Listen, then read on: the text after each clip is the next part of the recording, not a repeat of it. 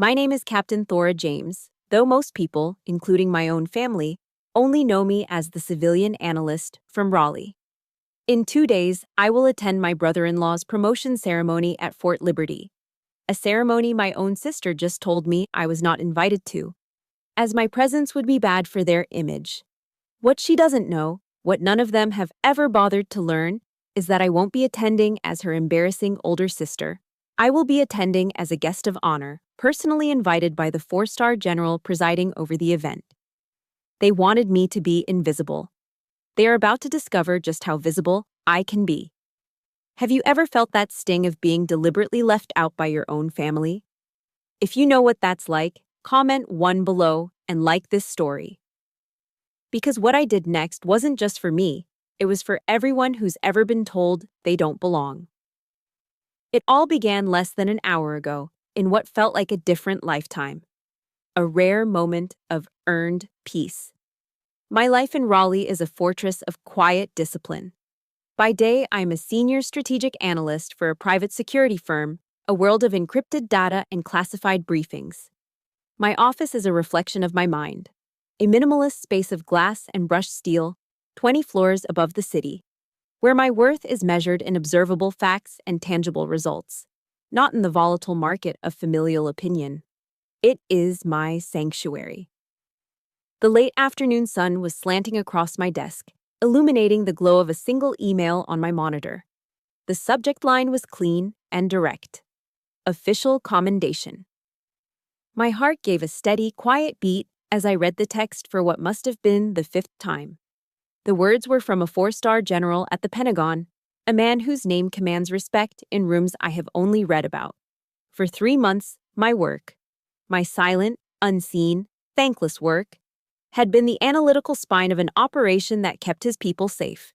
He called my intelligence report exemplary and decisive. A small private smile touched my lips, one that never reached my eyes in family photos. This was real. This was the unvarnished proof of hundreds of hours spent connecting dots that others saw as empty space. In the sterile quiet of my office, I felt a profound sense of recognition. I felt seen.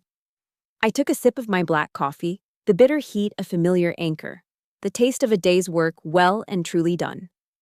It was in that precise moment of fragile contentment that my phone vibrated on the desk. The screen lit up with a name that could still, after all these years, send a jolt of foolish hope through me. Serafina. My little sister. For a second, I let myself believe she was calling to share in the excitement for her husband Declan's promotion. He was making lieutenant colonel, a massive achievement, and my pride for him was genuine. I answered, my voice warmer than it had been all day. Hey, Sarah, just thinking about you guys. Getting ready for the big day? Her voice dripped through the speaker, as sweet and cloying as honey. It was the voice she used right before she asked for something, or took something away. Thora, hi. So glad I caught you. Listen, I'm calling about the promotion. She deployed a practiced pause, a little theatrical beat of hesitation. Declan and I have been talking, and we've decided to make it a more intimate affair. You know, just for people within the military community. It's an image thing. You get it? The air in my office turned sharp and cold. Each word was a tiny, poisoned dart delivered with a smile. My mind raced, trying to find a loophole, an excuse, any reason other than the one staring me in the face. But I'm family, I said, the words feeling weak and pathetic even to my own ears. Serafina laughed. It was a light, tinkling sound that had always grated on my nerves, the sound of effortless dismissal. Oh, sweetie, of course you are. But this isn't about family. This is business. This is about Declan's career. It's about being with people who understand. She hit the word understand with a delicate surgical precision, and with it, she sliced me out of the picture. On one side of the line, the world of uniforms and rank, the world of consequence she wore like a borrowed gown. On the other, me, the civilian, the outsider, the sister who, despite everything, just didn't get it. A few more hollow pleasantries, and she was gone. I sat in absolute stillness, the phone in my hand now an inert, cold weight. My sanctuary, my pristine office suddenly felt like an interrogation room. The brilliant Raleigh skyline outside my window seemed to mock me, a world of motion and purpose I was no longer a part of. My own world had just collapsed into the hollow ache in my sternum. My gaze drifted back to the monitor. The general's praise, exemplary and decisive, shimmered on the screen like a mirage. What was a commendation from the Pentagon against a condemnation from my own blood? The deepest pain wasn't about missing a party. It was about receiving the official, verbal notification of a verdict I'd felt my entire life. You are not one of us. You do not belong. There were no tears. Crying was a surrender, and I had surrendered enough for one lifetime. My training, my discipline, the very things they dismissed, kicked in. I rose from my chair, my movements fluid and controlled. I walked to the small kitchenette, my heels clicking softly on the floor. I poured a glass of ice, cold water from the cooler, and drank it down in one long, deliberate swallow. The shock of the cold was clarifying, washing away the fog of hurt. When I walked back to my desk, my reflection in the dark glass of the window showed a different woman. The wounded older sister had retreated. The intelligence officer was now in command. A target had been identified. A strategy was required. I opened the general's email one last time. I wasn't reading it for comfort anymore. I was reading it as a tactical brief. I noted his title, his office, the formal, respectful language he had used when he'd invited me personally just yesterday. My fingers, now steady and sure, moved to the keyboard. The sharp, rhythmic clicks were the only sound in the room. General Morrison, thank you for the invitation. I would be honored to attend and celebrate Lieutenant Colonel Thorne's promotion. Respectfully, Captain Thora James, U.S. Army Reserve. I hit send. The click of the mouse was barely audible, but it landed with the force of a gavel. This wasn't a petulant act of revenge. This was a calculated strategic maneuver. This was a silent declaration of war, not to destroy them, but to reclaim the one piece of territory they had tried to take from me for good: my own self-worth. The single word, sent, confirmed my action on the screen. The adrenaline from hitting that button began to fade, replaced by the heavy silence of my office. The decision was made. The die was cast. Now, there was nothing left to do but go home. I packed my laptop into my bag and reached for my wallet.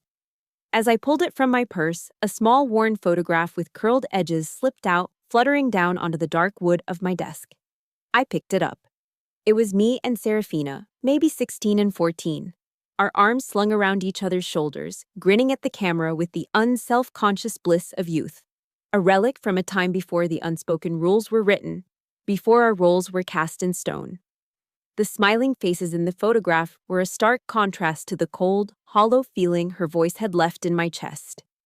Looking at it, the walls I'd so carefully built around my heart began to crumble, and the memories flooded in, not as a gentle stream, but as a tidal wave of injustice. The first wave took me back to my sophomore year at UNC Chapel Hill. I was 20, and the biggest thing in my world was the upcoming spring formal. I'd saved for 2 months, working extra shifts at the campus library, to buy a simple, elegant navy blue dress. It wasn't designer, but it was mine. A week before the dance, Serafina called me, sobbing hysterically. She was in some kind of trouble, she said. A critical school expense she couldn't tell mom and dad about. She needed money, and she needed it now. Without a second's hesitation, I told her I'd handle it. I sold my ticket to the formal to a girl in my dorm, returned the dress, and picked up a grueling double-shift bartending at a sticky-floored dive bar just off Franklin Street. I spent that Saturday night, the night of the dance, wiping down counters that smelled of stale beer and regret, and wired every single dollar to her account. 2 days later, my heart sank as I scrolled through Facebook. There was Serafina, beaming in a photo album from a party. She was wearing a stunning, obviously expensive designer dress, one that cost at least 3 times what I had sent her. Her caption read, "Feeling like a princess." I stared at the screen, the feeling of her betrayal like a physical hand squeezing the air from my lungs. My sacrifice hadn't been for an emergency, it had been for a status symbol. I was not her sister, I was her secret ATM. That wasn't the first lesson, just the most expensive. The pattern had been set years earlier. When I was 17, I got into a minor fender bender in my dad's old Ford Taurus on the way home from my part-time job at the grocery store. No one was hurt, but there was a dent in the bumper. For a week, I was lectured relentlessly about responsibility, about how lucky I was that I didn't hurt anyone. I spent the entire summer working to pay for the repairs. I was held accountable. 2 years later, Serafina, then a freshman in college, called me at 2 a.m, drunk and giggling, needing a ride home from a party she wasn't supposed to be at. I got out of bed, drove 45 minutes across town in the dead of night, and brought her home safely. When I told our parents the next morning, expecting them to be angry at her recklessness, my mother just sighed with relief. "Thank God she was smart enough to call you," she said. My father nodded in agreement. It's good she has a reliable sister. My safety had been an expectation. Her irresponsibility was reframed as wisdom. The double standard was a chasm I could never cross. The truth that I was only valued for my utility was carved deepest one miserable winter when I came down with a vicious case of pneumonia. I was living in my first off-campus apartment, and for days I was too weak to even get out of bed. My body aching with a fever that wouldn't break and a cough that felt like it was tearing my lungs apart. I finally called my mother, my voice a ragged whisper. "I'm really sick, Mom." Her reply was distracted, distant. "Oh, honey, drink plenty of water and get some rest," she said, her voice already turning away from the phone. "I have to go. Serafina needs me to help her pick out new curtains for her apartment." And then she hung up. An entire week went by. Not a single call or text from my sister. Not another word from my mother. The only person who checked on me was the elderly woman from down the hall, Mrs. Gable, who I'd only ever shared polite elevator greetings with. She knocked on my door with a container of homemade chicken noodle soup, her eyes full of a concern I was starving for. In that moment, as I held the warm container in my trembling hands, I understood a devastating truth. A near stranger cared more about my well-being than my own family did. I was invisible when I was in need. But the final exhibit, the one that sealed the verdict, came when Serafina and Declan decided to buy their first house. They were young, and with Declan's junior officer salary, they couldn't get approved for the mortgage on their own. Serafina came to me, her eyes filled with strategic tears, begging me to co-sign the loan. "Just for a year, Thora, I swear," she'd pleaded. "Just until Declan's finances are more stable." Against my better judgment, fueled by a lifetime of conditioning to be the dependable one, I agreed. I put my perfect credit score, my financial identity that I had painstakingly built, on the line for them. 3 years passed. They never refinanced. The topic was never brought up. Then, at a family Christmas party, Declan, a few beers in, slung his arm around my shoulder and said loudly enough for everyone to hear, "Good to have a safety net, right, Thora?" The room filled with chuckles. My parents, my aunts, my uncles, they all smiled. And I just stood there, feeling my face burn with humiliation, realizing I wasn't a sister. I wasn't even a person. I was a tool, a signature on a form, a financial backstop they could publicly joke about. I looked down at the photograph in my hand, at the 2 smiling girls who knew nothing of this future. The injustice of it all, the sheer weight of a lifetime of being taken for granted, settled in my bones. I didn't rip the photo. I didn't throw it away. With a newfound cold clarity, I slid it back into its slot in my wallet, the smooth plastic a barrier between the past and the present. I was done being their safety net. It was time to pull myself up by my own bootstraps, the ones I had been wearing all along. Sliding that old photograph back into my wallet wasn't just a simple action. It was a vow. A silent oath made in the cold quiet of my office that I would no longer walk the path they had laid out for me. From that moment on, I would forge my own, no matter how lonely it was. And it began with a single, liberating decision. After graduation, I was not going home. I stayed in Raleigh, renting a small studio apartment with peeling paint and a window that overlooked a brick wall. It wasn't much, but it was mine. My life became a study in self-reliance, built on a foundation of Kraft mac and cheese and walking shoes I bought on clearance at Walmart. The first paycheck from my entry-level data entry job felt more valuable than any check I'd ever received for my birthday. It was proof of my independence, a tangible piece of my new life. I didn't go out much. I didn't party. I worked.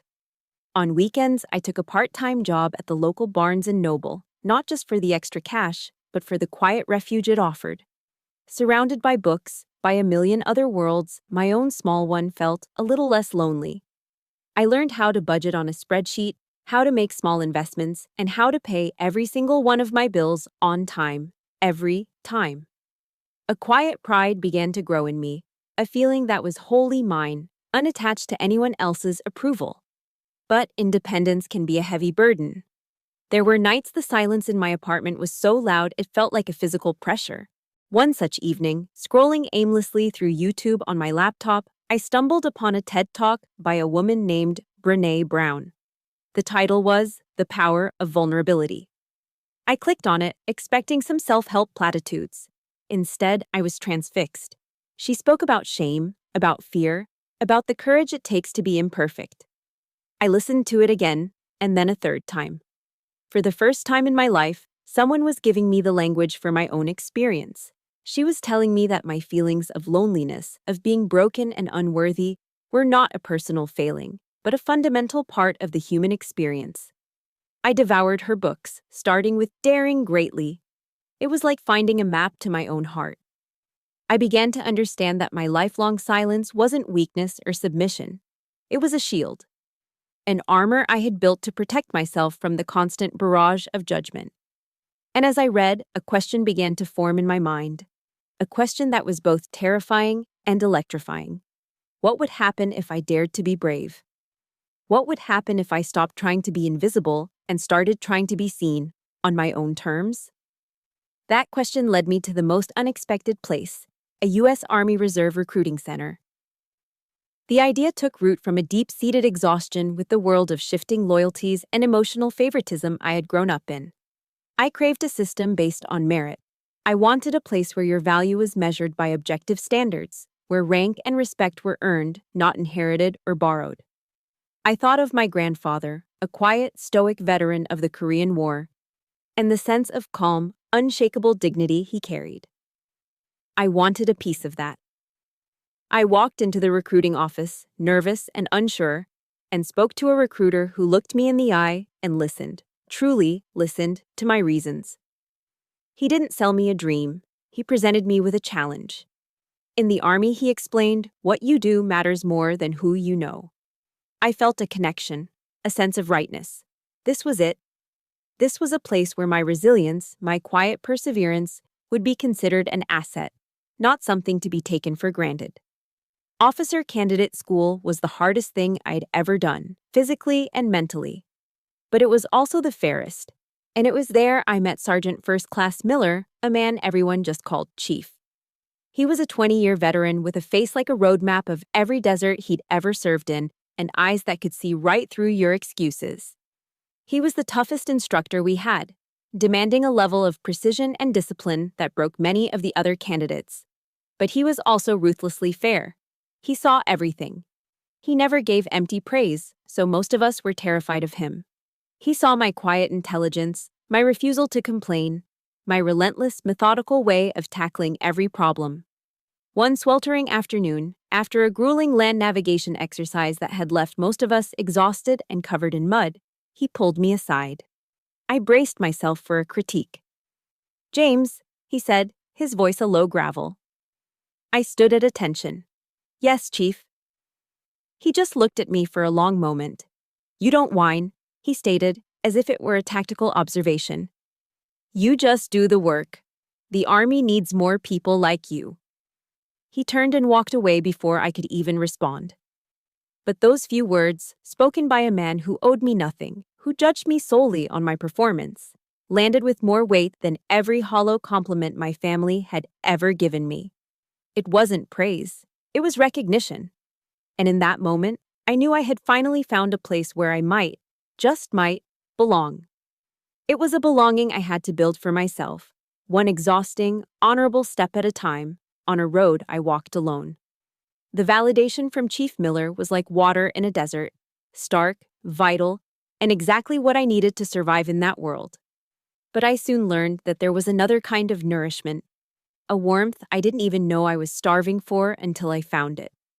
It began, as so many good things do, in a local coffee shop with worn wooden floors and the rich smell of roasted beans. I was tucked into a corner armchair, lost in a dense book on military strategy, when a man's voice gently broke my concentration. That looks like some heavy reading for a Saturday. I looked up to see a man with kind eyes and a friendly, unassuming smile. He introduced himself as Ben, a civil engineer who worked downtown. He wasn't intimidated by the complexity of my book. He was genuinely curious. Our conversation flowed with an ease that felt entirely new to me. He asked real questions about my work, not out of a morbid curiosity about warfare, but because he seemed to truly want to understand the world I inhabited. Ben was the complete opposite of Declan's loud, look-at-me brand of charisma. He had a quiet, steady presence that felt like bedrock. He listened more than he spoke, and when he did speak, his words were thoughtful and sincere. He never tried to fix me or offer unsolicited advice about my family, even as I slowly, cautiously, began to share pieces of my story. He simply sat with me, offering the rare and precious gift of his quiet, unwavering presence. With Ben, for the first time, I didn't feel like a project to be managed or a resource to be tapped. I just felt like me. A few months into our relationship, the true depth of his kindness revealed itself. I was returning to my apartment late one Sunday evening, completely drained. It had been a grueling weekend of field training exercises with my reserve unit, 2 days of mud, exhaustion, and simulated high-stress scenarios. All I wanted was a bowl of cereal and the oblivion of sleep. But when I pushed open my apartment door, a scent hit me that stopped me in my tracks. It wasn't the usual scent of stale air and my own solitude. It was the rich, warm aroma of garlic, oregano, and simmering tomato sauce. I stepped inside to find Ben in my kitchen, wearing an apron over his jeans and a dusting of flour on his nose. A pan of lasagna, bubbling under a blanket of melted cheese, was cooling on the stovetop. He turned, his face breaking into that easy smile. "Hey, you," he said softly. "I figured you'd be wiped. Go take a hot shower. Everything's almost ready." I just stood there, speechless. No one had ever done this for me. No one had ever anticipated my needs, ever taken care of me without being asked, without expecting something in return. It was such a simple, domestic act, yet it felt monumental. I walked into my bathroom, turned on the shower, and as the hot water streamed down my face, I began to cry. Not tears of sadness or pain, but tears of overwhelming cathartic relief. It was the breaking of a dam I didn't even know was there. That night, as we sat at my small kitchen table, sharing a meal he had made for me, in my own home, I felt a sense of belonging I had never known. For the first time, I felt truly at home. This new chosen family wasn't just Ben. It extended to the men and women in my unit. They came from all walks of life: teachers, plumbers, IT specialists, nurses. But on those training weekends, we were all soldiers, bound by a shared sense of duty and mutual respect. I remember one training exercise where I made a small but critical error in a navigation drill, costing my team precious time. I braced for the inevitable criticism, but instead, another officer, Captain Evans, simply clapped me on the shoulder as we cleaned our gear. "Don't sweat it, James," he said with a knowing look. "That's why we train. So we can make our mistakes here, not out there. You'll get it right next time." That simple act of understanding, of grace, was revolutionary. It fostered an environment where I could learn and grow without the constant fear of judgment. They saw me as Captain James, a fellow officer, a teammate. They didn't care who my sister was or what rank her husband held. They only cared about my competence and my character. I was part of a team, judged by my actions, not by my connections. And through it all, there was Chief Miller. After he retired, he became a kind of mentor, a surrogate father figure. We'd meet for coffee once a month at an old-school diner with cracked vinyl booths and waitresses who called everyone Hun. He would listen, his coffee growing cold, as I haltingly spoke of the latest drama with my family. He never judged or told me what to do, just listened with a profound, empathetic silence. One day, after I recounted a particularly absurd request from Serafina, he stirred his coffee for a long time before speaking. "Captain," he said, his voice low and steady, "you can't pour from an empty cup. Don't let them drain you dry. Your first duty, before your country, before your unit, is to yourself." His words landed with the force of a revelation.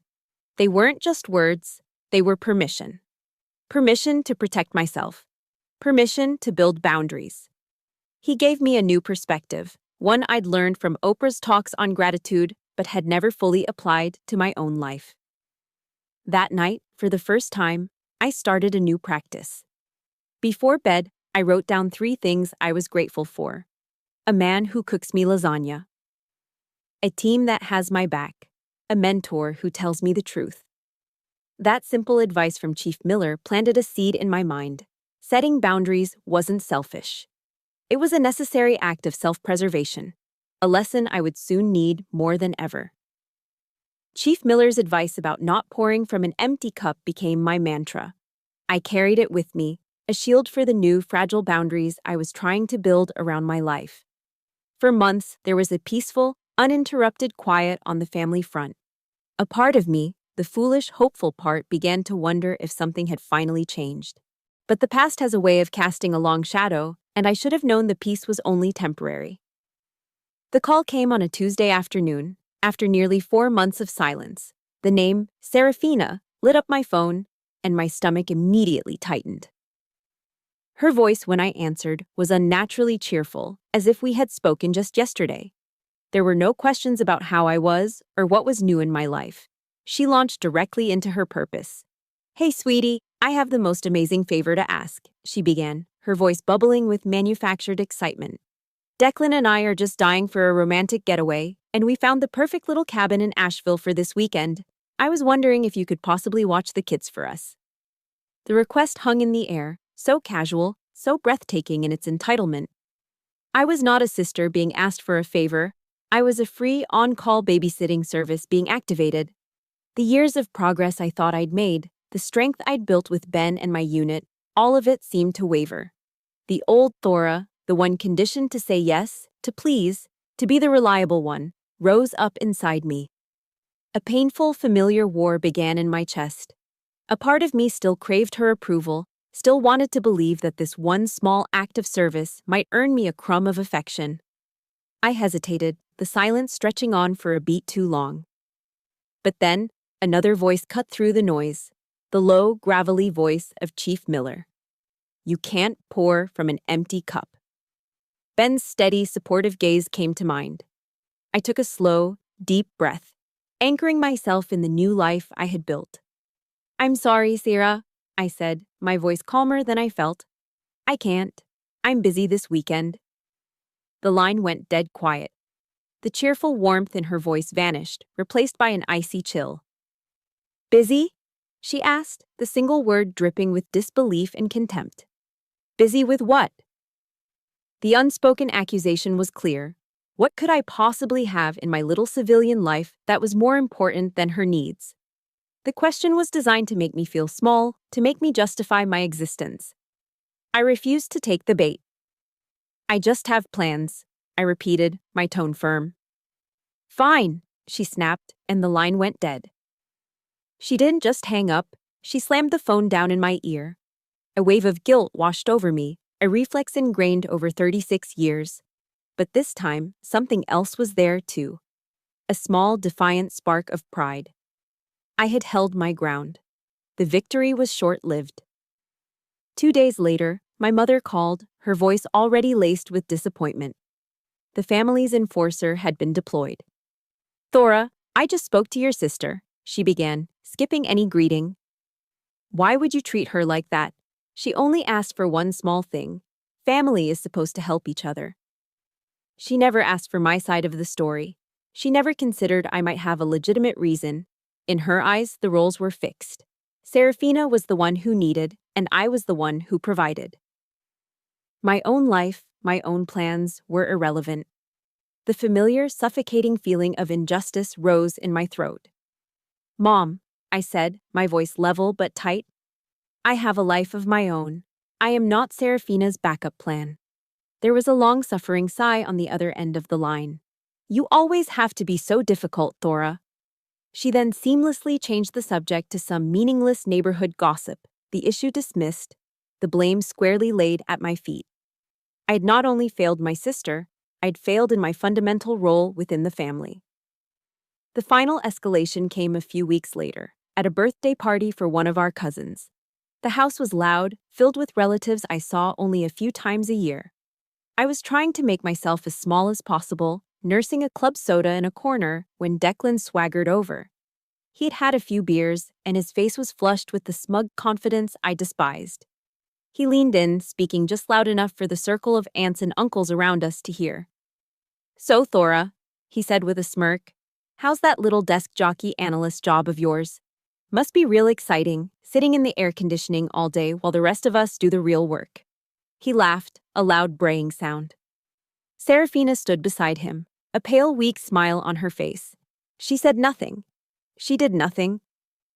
She just watched as her husband publicly belittled me, reducing my career, my intellect, my entire life, to a punchline. The air grew thick with awkward silence. Every eye was on me, waiting for my reaction. Have you ever been in a situation like that, where someone in your family publicly puts you down, and the people who should defend you just stand by and watch? If you know that feeling of being completely alone in a crowded room, comment "yes" below. It's a pain that cuts deeper than any insult. I didn't give them the satisfaction of a response. I didn't cry or yell or defend myself. I simply met his gaze, my expression a blank mask. But behind the mask, inside the fortress of my mind, something shifted. The familiar hurt, the endless frustration. It all began to cool, to harden, crystallizing into something new. It was a cold, quiet fury, as sharp and as clear as ice, and in that moment, I knew that something had to break. I drove home from my cousin's birthday party in a state of controlled fury. The sound of Declan's mocking laughter and the image of my sister's complicit smile were burned onto the back of my eyelids. Every red light, every stop sign felt like a personal affront, a barrier holding me back when all I wanted to do was flee. The cold anger that had ignited in me at the party didn't dissipate. It consolidated, hardening from a raging fire into a solid, heavy block of ice in my gut. When I finally got back to my apartment, I tossed my keys on the counter with more force than necessary. As my laptop booted up, my eyes fell on an unread email. The sender was Serafina. My first thought, a naive flicker of hope, was that it might be an apology, a half-hearted attempt to smooth things over after Declan's public humiliation of me. It wasn't. The email contained no text, only a single hyperlink. The title of the article it led to was "A Civilian's Guide to Communicating with Military Families." Below it, she had typed a short, condescending note. "Maybe you should read this." I stared at the screen, my blood running cold. This wasn't just an insult. This was a calculated act of psychological warfare. After her husband had publicly belittled my civilian career, she was now sending me a patronizing article suggesting I was the one who didn't know how to communicate. It was an act of such breathtaking arrogance, such utter dismissal of my feelings, that it transcended anger. It settled into a terrifying calm. The kind of calm that comes when all hope is extinguished. I had given them so many chances to see me, to respect me. I had believed, foolishly, that one day they would change. A quote from Maya Angelou, one my grandmother used to repeat, echoed in my mind. "When someone shows you who they are, believe them the first time." I had given Serafina 100 first times. I was done. 3 days later, an official embossed invitation arrived in my mail. It was from General Morrison's office at the Pentagon, formally inviting me to attend the promotion ceremony for Lieutenant Colonel Declan Thorne. A tiny, treacherous spark of hope ignited within me. This was different. This wasn't a pity invite from family. This was an official recognition from the highest levels. Maybe this could be the bridge. Maybe this was the opportunity for everything to change. That evening, my phone rang. It was Serafina. My heart hammered against my ribs. And then she spoke, and the final fragile thread of hope snapped. I listened again to the same syrupy sweet voice, the same practiced excuses. But this time, I wasn't hearing it as a fresh wound. I was hearing it as the final piece of a puzzle I'd been assembling my entire life.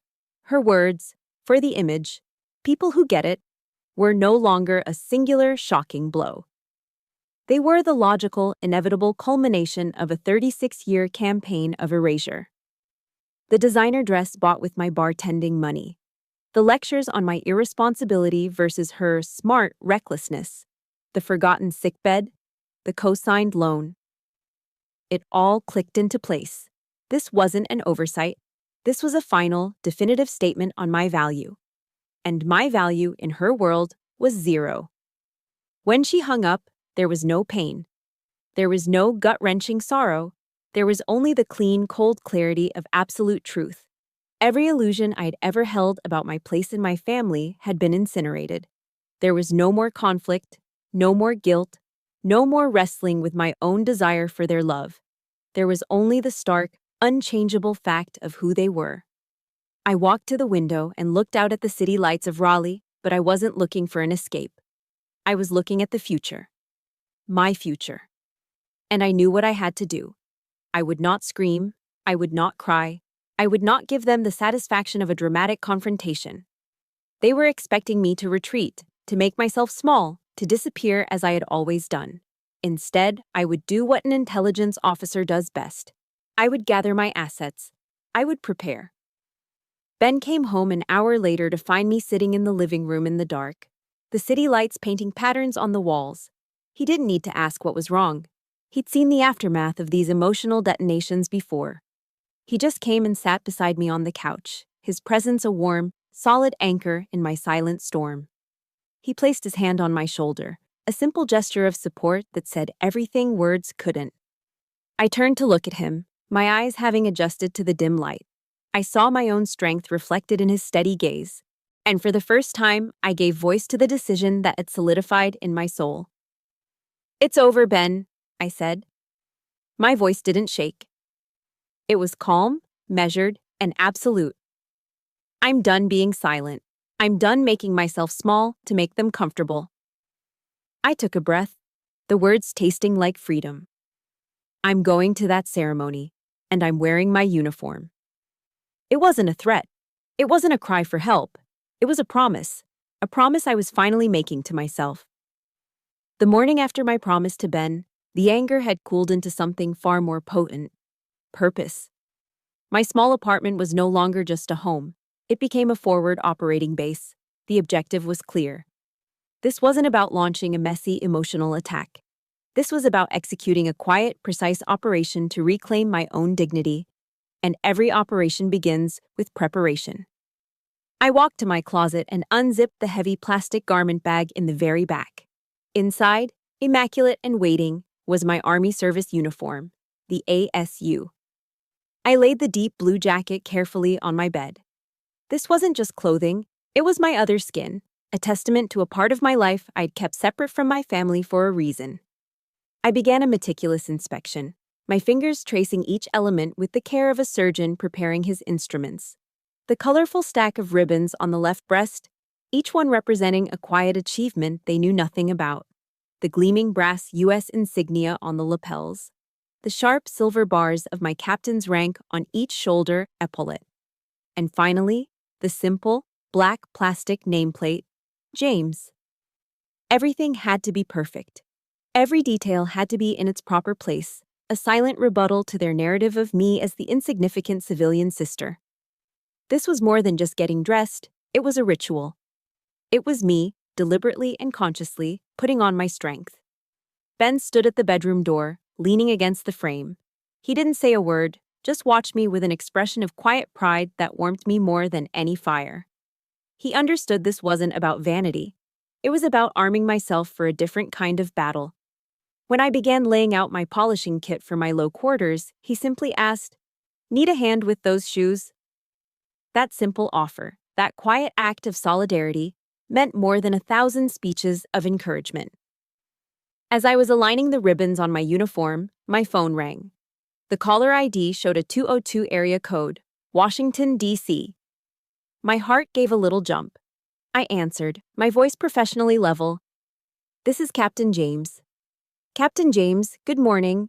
This is Sergeant Allen from General Morrison's office." A crisp, professional voice on the other end said, "I'm calling to confirm your attendance at the promotion ceremony for Lieutenant Colonel Thorne this Saturday." "Yes, Sergeant. I'll be there," I confirmed. "Excellent, ma'am," he continued, his tone formal. "The General has specifically requested you be seated in the VIP section, third row. He asked me to inquire if you have any special requirements for your visit. We look forward to hosting you." I nearly dropped the phone. A designated seat in the VIP section. This wasn't just a courtesy invitation I had received. I was an expected, honored guest. The knowledge settled over me, a reinforcing wave of validation. It solidified my resolve. I wasn't going there to crash a party or to cause a scene. I was going because I had earned my place in that room. I belonged. With my uniform ready, I moved to the next phase of preparation, intelligence gathering. I sat at my desk, my analyst mind taking over. I wasn't digging for dirt or planning a smear campaign.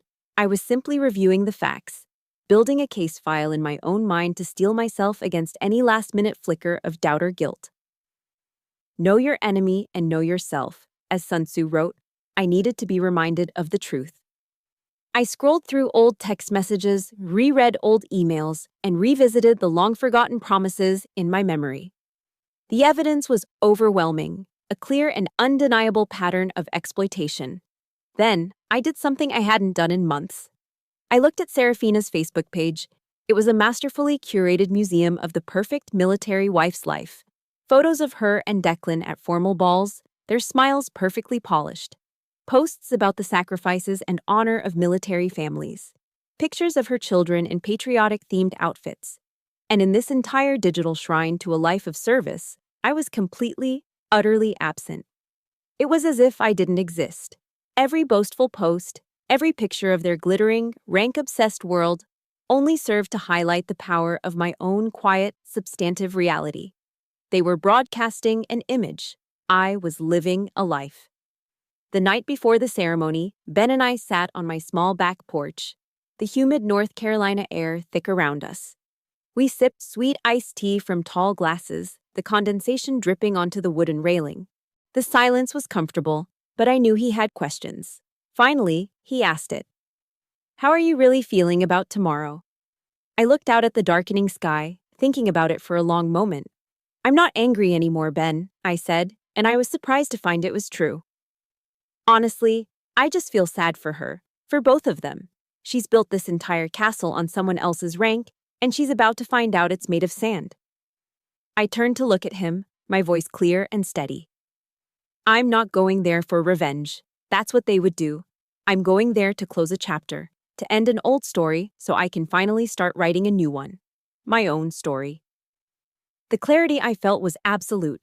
The pain was still there, a faint, phantom ache, but it no longer had power over me. I was no longer a victim reacting to their cruelty. I was a strategist, an officer, a woman in full control of her next move. The drive to Fort Liberty was calm. The storm inside me had passed, leaving behind a cold, clear certainty. As I approached the main gate, I slowed the car and handed my military ID to the young soldier on duty. He took it, scanned it, and his posture immediately sharpened. He looked from the ID to me, his eyes registering the captain's bars on my uniform. He handed it back with a crisp salute. "Welcome to Fort Liberty, ma'am," he said, his voice respectful. "Thank you, Corporal," I replied and drove through. It was the first time I had ever entered this base as an officer in my own right, not as Serafina's sister or Declan's sister-in-law. I was not a visitor. I was part of the institution. I found a parking spot and walked toward Patton Hall. The building was impressive, a stately brick structure exuding history and authority. Inside, the auditorium was filled with the low hum of conversation. Flags lined the stage: the American flag, the Army flag, the colors of the 82nd Airborne Division. Portraits of legendary generals stared down from the walls, their gazes stern and unwavering. It was a room built for ceremony, a room steeped in tradition and power.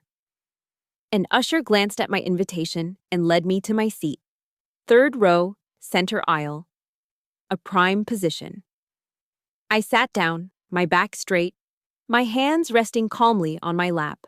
I was an island of stillness in a sea of mingling uniforms and rustling formal wear. I watched the room, my analyst's mind quietly observing, cataloging.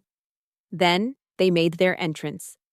Serafina and Declan swept in hand, a portrait of military power and grace. Declan was immaculate in his freshly pressed ASU, his chest a billboard of ribbons. Serafina glided beside him in a vibrant designer dress that probably cost a month of my salary.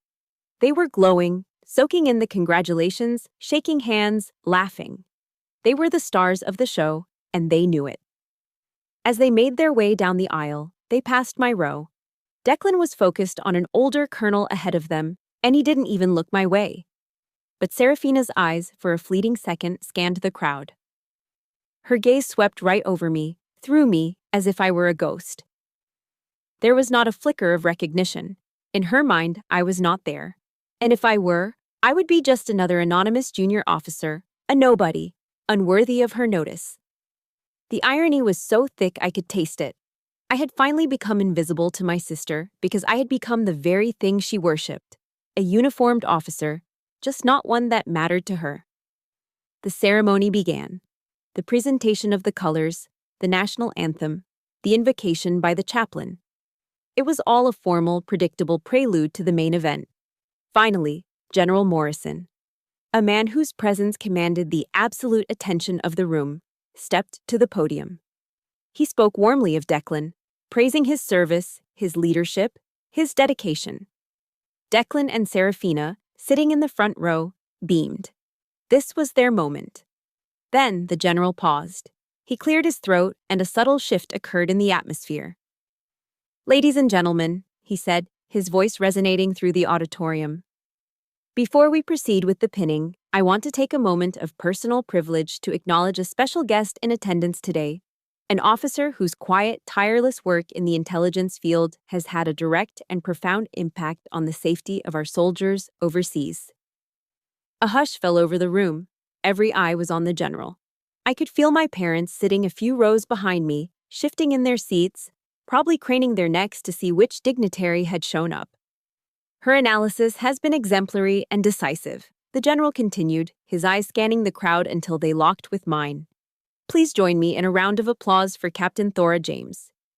He gestured directly at me. Time seemed to slow down, to warp and stretch. 100 faces turned in my direction, and among them, 2 faces I knew better than my own. I watched as Declan and Serafina, their smiles still plastered on their faces, followed the general's gesture. I saw the exact moment they saw me. Serafina's face was a masterpiece of silent, unfolding horror. First came confusion, a slight furrow of her brow. Then, dawning disbelief as her brain tried to reconcile the name the general had just said with the anonymous woman in the third row. And finally, the full, crashing impact of reality. Her jaw went slack. The perfect rosy makeup on her cheeks couldn't hide the sallow, bloodless shock that crept into her skin. Her world, in that single instant, had tilted off its axis. Declan froze. The self-satisfied smirk that had been his permanent expression simply melted away, replaced by a wide-eyed, slack-jawed stupor. The arrogance was gone, replaced by a raw, naked panic, followed by a flash of pure, impotent rage. On cue, as practiced in 1,000 drills, I rose to my feet. I stood tall, my posture perfect, my expression calm and professional. I gave the general a short, respectful nod of acknowledgement as polite applause filled the hall. After a moment, I sat back down. The rest of the ceremony was a blur. The pinning, the oath, the applause for the newly promoted lieutenant colonel. When it was over, people began to file out, As Declan passed my brow, our eyes met. He looked shattered.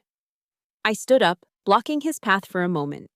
I looked him directly in the eye, my voice clear and steady, loud enough only for him and the shell-shocked woman beside him to hear. "Congratulations, Lieutenant Colonel," I said. The words were simple, they were polite. But they landed with the force of a final, devastating blow, shattering the glass castle they had so carefully constructed around themselves. And I simply walked away, leaving them standing in the ruins. The reception was held in a grand ballroom at the officers' club, a world of polished wood and muted brass. The air, which should have been celebratory, felt thick with a tension so palpable it was hard to breathe. I was an island, standing near the back with a glass of club soda, observing the aftermath. I saw my parents in a worried huddle with Declan, whose face was grim. And then I saw Serafina, her face a mask of frantic composure, making her way toward me. She grabbed my arm, her fingers digging into my bicep, and pulled me into an empty hallway. You didn't tell me," she stammered. Her voice trembled, not with remorse, but with the indignation of a host whose party had been ruined. I looked directly into her panicked eyes, my own expression calm. The chaos inside me had finally settled, leaving a strange, quiet detachment. "You never asked," I replied, my voice even and low. It wasn't an attack. It was a simple statement of fact. The truth seemed to stun her more than any accusation could have. It laid the blame exactly where it belonged, on her own self-absorption, her complete lack of curiosity about any life but her own. She began to sputter, a torrent of excuses pouring out. "I didn't know. I just thought you did something in an office. How was I supposed to know you were a captain?" The words sounded foreign on her lips, as if describing a mythical creature. I didn't engage. I didn't argue. There was no point. I simply let her words hang in the air, their emptiness echoing in the silent hallway. My battle was over. I had won, not by fighting back, but by simply being myself. "Enjoy the rest of your evening, Serafina," I said softly, extracting my arm from her grip. I turned and walked back into the ballroom, leaving her standing alone in the wreckage of her own making. I left the party shortly after, without saying goodbye to anyone else. The drive back to Raleigh on I-40 was quiet. My mind was a strange mix of deep, bone-weary exhaustion and a profound stillness. Halfway home, my phone buzzed, my mother's name lighting up the screen. I knew what this was. I pulled the car over onto the dark, gravelly shoulder of the highway, the red glow of my taillights pulsing in the darkness. I took a steadying breath and answered. "Thora, what on earth was that?" My mother's voice was sharp, accusatory. There were no congratulations, only condemnation for the shame I had apparently caused. "How could you embarrass your sister like that, in front of all those important people? Do you have any idea how upset she is?" For my entire life, I had absorbed these one-sided accusations in silence. Not anymore. The boundary had to be drawn, here and now. "I didn't embarrass her, Mom," I said, my voice as steady as the rumble of the passing trucks. "I simply existed. The problem is that my existence, my real life, embarrasses her, and both of you." I took a breath, the words tasting of rust and freedom. "Have let that happen for 36 years. There was a stunned silence. Before she could formulate a response, another defense of Serafina, another dismissal of me, I pressed the red icon on my screen. I had hung up on my own parents for the first time in my life. The line was cut.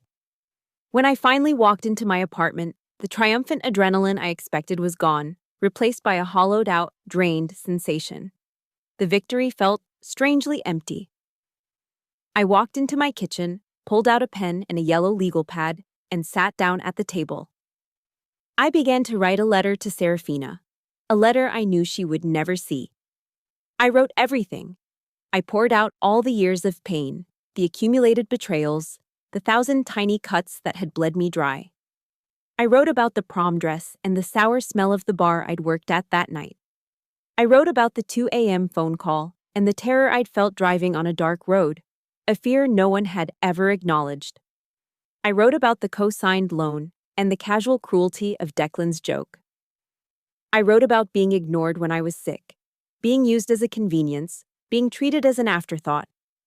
Page after page, I emptied the poison from my system, giving voice to the silent screams I had swallowed for decades. When I was done, my hand ached.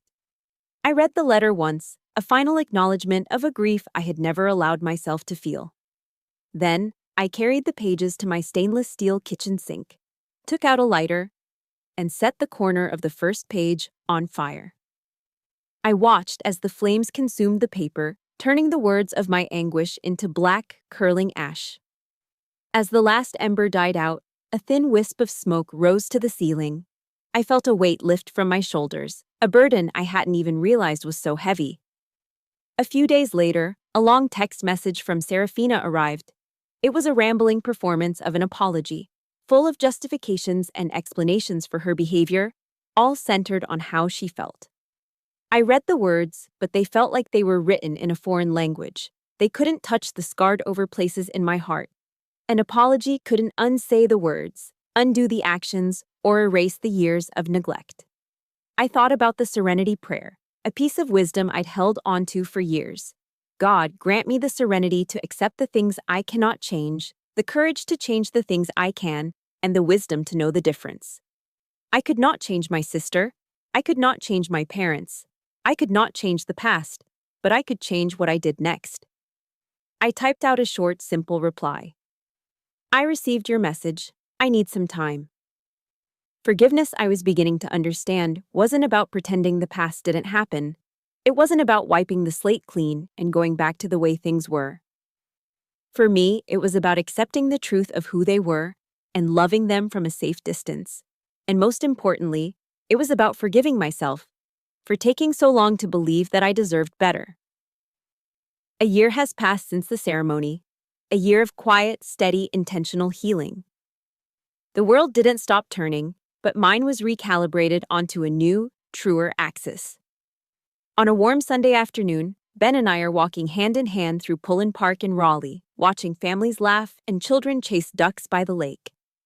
Our relationship, once a source of surprising comfort, has deepened into a partnership of profound, unspoken understanding. He was there for the storm, and now he is here for the calm. There have been other changes, quiet victories that I celebrate not with fanfare, but with a deep, internal sense of peace. A few months ago, a promotion list was released. I was on it. There was no grand announcement. I simply went home, took the silver bars of a captain off my uniform's shoulders, and carefully pinned on the gold oak leaves of a major. A new rank, earned in silence, for me and me alone. My relationship with my family has been recalibrated too. The phone calls are infrequent now, the conversations brief and carefully measured. The old dynamics are gone. I am no longer their safety net, their emergency contact, their emotional regulator. Serafina has had to learn to solve her own problems, to navigate the world without the invisible support system she always took for granted. There is a distance between us, a vast one, but it is a healthy distance. A necessary one. It is the space I need to breathe. My true legacy, I've discovered, isn't in my own healing, but in what I can offer to others. I've started mentoring a young first lieutenant in my unit, a sharp, promising officer named Diaz. She reminds me of a younger version of myself, brilliant, dedicated, but struggling under the weight of her family's judgment. They don't understand her career, her ambition, her choice to serve. We met for coffee last week, and she confessed her frustrations, her voice laced with the familiar pain of not being seen by the people who matter most. I didn't give her platitudes. I shared a piece of my own story. Never shrink yourself to make other people feel comfortable, I told her, looking her directly in the eye. Your job is not to fit into their world. Your job is to build your own. Your value doesn't fluctuate just because someone else is incapable of seeing it. I watched as something clicked behind her eyes, a spark of recognition, of permission. I saw her sit up a little straighter, a newfound confidence settling in her shoulders. In that moment, sharing the hard-won wisdom of my own scars, I felt a sense of fulfillment more profound than any commendation or promotion. This was the work that mattered. This was the heritage I wanted to leave behind. Not one of rank, but one of resilience. This afternoon, as I'm sitting alone on my back porch reading a novel, my phone rings. It's Serafina. My body has no reaction, no tightening in my gut, no spike in my pulse. I answer calmly. Hey, she says, her voice quiet, hesitant. Hey, Sarah. There's a pause. I was just calling to see how you are, she says. The question is so simple, so normal, yet it's one that has taken us a lifetime to reach. A question with no hidden agenda, no request attached. Just a question. I'm good, I reply, and the words are the truest I've ever spoken. I'm really good. The conversation is short, a little awkward, but it's real. We talk about the weather. She mentions the kids. I listen. When we hang up, I don't feel a sense of obligation or a lingering weight of resentment. I just feel peace. I have found my own justice. It wasn't loud or dramatic. It was the quiet, internal victory of self-worth. I put my phone down and look out as the sun begins to set, painting the North Carolina sky in shades of orange and purple. The storms have passed. The battles have been fought. I've learned that true strength isn't about never falling. It's about how you rise with your dignity intact. It isn't about having no scars. It's about understanding that your scars are proof of the wars you have survived. They are a map of where you have been, but they no longer dictate where you are going. I am no longer a secondary character in anyone else's story. I am not defined by their expectations or their dismissals. I am Major Thora James. And I am, at long last, finally free. My story is finished, but maybe yours is just beginning. To everyone who has ever felt unseen, who has fought silent battles for your own self-worth, know this: you are not alone. Your value is not determined by the opinions of others. It is forged in your own resilience. Thank you for listening to my journey. If it resonated with you, please subscribe to Chosen Revenge for more stories that empower and inspire. You deserve to be heard. You deserve to be seen.